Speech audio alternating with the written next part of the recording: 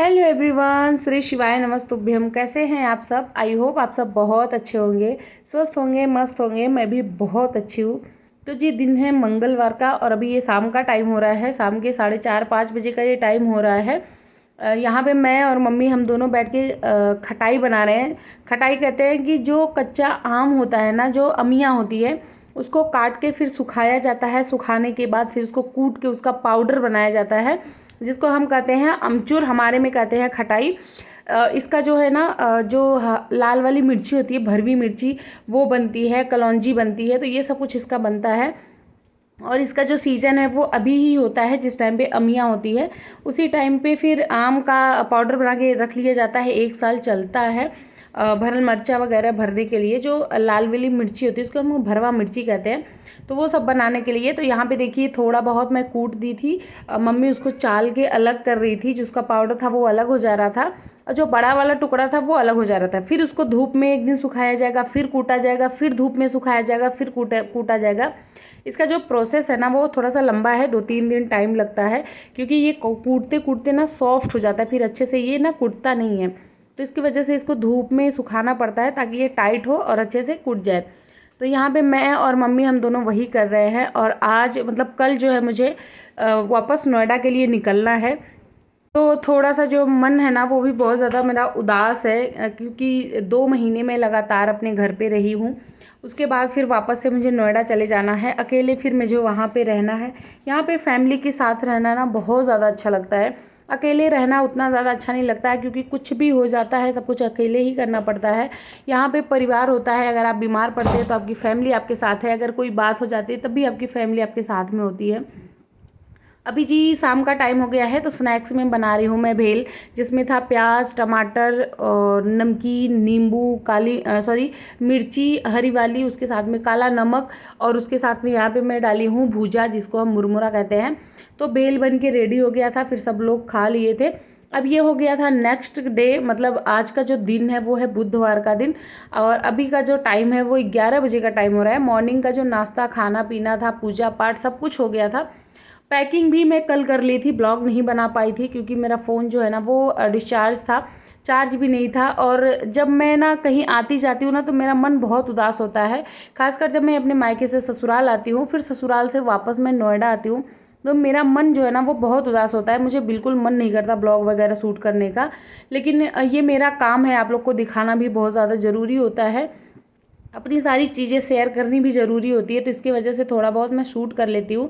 वैसे भी आजकल मेरा ब्लॉग नहीं जा पा रहा है, 15 दिन में एक ही ब्लॉग मेरा गया था।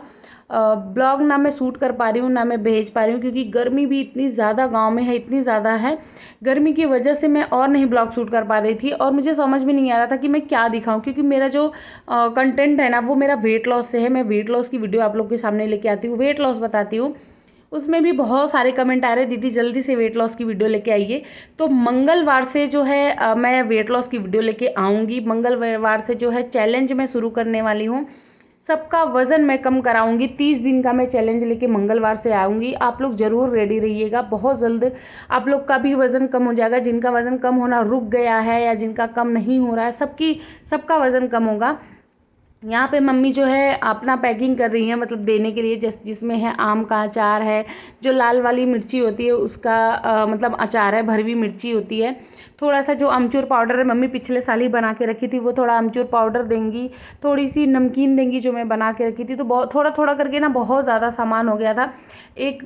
मतलब एक बड़ा सा बैग तो सिर्फ मम्मी का सामान दिया हो गया था, क्योंकि जानते हैं क्या है कि सबसे ज़्यादा अच्छा होता है ना जब आप अपने मायके से आते हैं, अपने ससुराल से आते हैं, और हमारी मम्मियाँ जो होती है ना वो छोटी छोटी चीज़ें पैक करके जब हमें देती है ना, तो वो बहुत ज़्यादा अच्छा लगता है।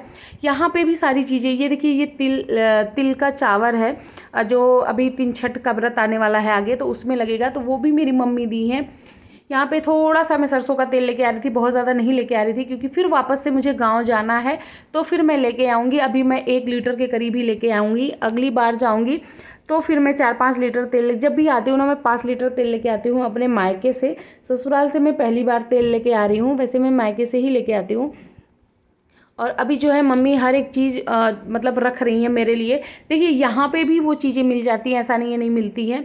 मैं भी अचार बनाती हूँ, मैं भी मिर्ची बनाती हूँ, ये जो नमकीन बनाई हूँ मैं भी यहाँ पे बनाई थी। लेकिन जो माँ के हाथ का होता है ना, उसकी बात ही अलग होती है और बहुत ज़्यादा अच्छा लगता है। अगर मेरी मम्मी ना 10 रुपये भी मेरे हाथ पे रख देती है ना, तो मुझे बहुत ज़्यादा अच्छा लगता है। उनका दिया हुआ मुझे ना हर चीज़ बहुत ज़्यादा पसंद होती है। कुछ भी अगर वो दे देती है ना, तो मैं बहुत खुशी खुशी वो एक्सेप्ट कर लेती हूँ, चाहे वो कुछ भी चीज़ें होती हैं। देखिए मेरी अपनी मम्मी नहीं है, मतलब जो मेरी मम्मी थी वो नहीं है, मेरी सासू माँ ही है। तो मैं ना अपनी सासू माँ को ही अपनी माँ मानती हूँ। चाहे मतलब मैं ये सोचती हूँ ना कि मेरी 2 माँ में बस एक ही माँ बची है, तो मैं इतना ज़्यादा उनको प्यार दूँ या उनका ही प्यार मैं पाऊँ। और मेरी जो सासू माँ है ना, वो मतलब लगती नहीं कि वो मेरी सास है। ऐसा आपको फील नहीं होगा अगर मैं और मेरी मम्मी साथ में बैठे रहें या कोई काम कर रहे हैं या बातें कर रहे हैं, तो आप लोग भी नहीं जान पाएंगे कि ये सासू माँ है या फिर मेरी माँ है। इतना ज़्यादा मैं अपनी मम्मी से क्लोज़ हूँ। मैं मम्मी के साथ सोना बैठना, मतलब मैं 1.5-2 महीने वहाँ पे रही हूँ, मैं मम्मी के साथ ही सोती थी। रात हो या सुबह हो, अगर मम्मी कहीं अकेली बाहर बैठी रहती थी ना, तो मैं ढूंढते ढूंढते उनको चली जाती थी, मम्मी अब कहाँ हो। और उनको भी अगर वो मतलब हमेशा से कहती थी मैं बैठी रहती हूँ ना, तो मुझे लगता है कि तुम आ रही हो, कहीं से बुलाते हुए आ रही हो। अभी मुझे 2-3 दिन हो गया है नोएडा वापस आए हुए, लेकिन मेरी मम्मी जो है ना वो बहुत ज़्यादा मिस कर रही हूँ, खासकर बाबू को मिस कर रही हूँ, कर रही हैं। मतलब मुझे भी कर रही हैं, लेकिन सबसे ज़्यादा वो बच्चे को मिस कर रही है, क्योंकि वो बहुत ज़्यादा क्लोज़ अपनी दादी और बाबा की थी। ये रेसिपी मैं बता दूँ, यहाँ पे जो पानी में है ना, उसमें हरी वाली इलायची है, सौंफ है और चीनी का घोल बना दिया गया है। और दीदी यहाँ पे गेहूं का आटा है, उसी में वो घोल डाल के आटे को अच्छे से मिक्स कर रही हैं। जैसे हम रोटी का आटा बनाते हैं ना, वैसे सेम आटे को लगाना है। एक बार वापस से बताती हूँ, चीनी है, सौंफ है, उसमें हरी वाली इलायची कूट के पानी में डाल दिया गया है। जब चीनी गल गई है तो उसके बाद आटा अच्छे से दीदी मिक्स कर रही हैं। इसका बनाएंगी ठुकवा। 1-2 दिन ये चलता है, बहुत ज़्यादा अच्छा लगता है, बहुत ज़्यादा टेस्टी होता है। जबकि घर से ना नोएडा की दूरी बहुत कम है, शाम को बैठो मॉर्निंग में हम पहुंच जाते हैं, उतना खाते पीते भी नहीं है, बस एक बार रात में खाना खाते हैं, उसके बाद सो जाते हैं, मॉर्निंग में हम नोएडा पहुँच जाते हैं। लेकिन फिर भी घर से बहुत कुछ बना के मिलता है और अच्छा भी लगता है। मैं भी जब यहाँ से जाती हूँ ना, तो बहुत सारा सामान लेके जाती हूँ और वहाँ पे भी मैं लेते रहती हूँ, तो ये ना बहुत ज़्यादा अच्छा लगता है। और जी बहुत सारे कमेंट आए थे कि आप बहुत भाग्यशाली हैं कि ऐसी जेठानी या ऐसी सास आपको इतनी अच्छी फैमिली मिली है। तो वाकई बहुत अच्छी फैमिली मुझे मिली है। ज़िंदगी के स्टार्टिंग में जो होता है ना, जब हमारी शादी होती है, जितनी भी लड़कियाँ होंगी यहाँ पे आप लोग ज़रूर कमेंट करिएगा। तो जब शुरुआत में हमारा रिश्ता होता है ना, जब हम शुरुआत में हमारे ससुराल जाते हैं, उतनी ज़्यादा अंडरस्टैंडिंग हमारी नहीं होती है, थोड़ा सा अनबन, थोड़ा सा खटपट हर एक घर में होता है, क्योंकि ना वो लोग हमें समझ पाते हैं ना हम उन लोगों को समझ पाते हैं, और समझने में थोड़ा सा टाइम लगता है। तो बस उसी टाइम के बीच में जो अंडरस्टैंडिंग होती है हमारी ना, वहीं थोड़ा सा जाके मनमुटाव होना स्टार्ट हो जाता है।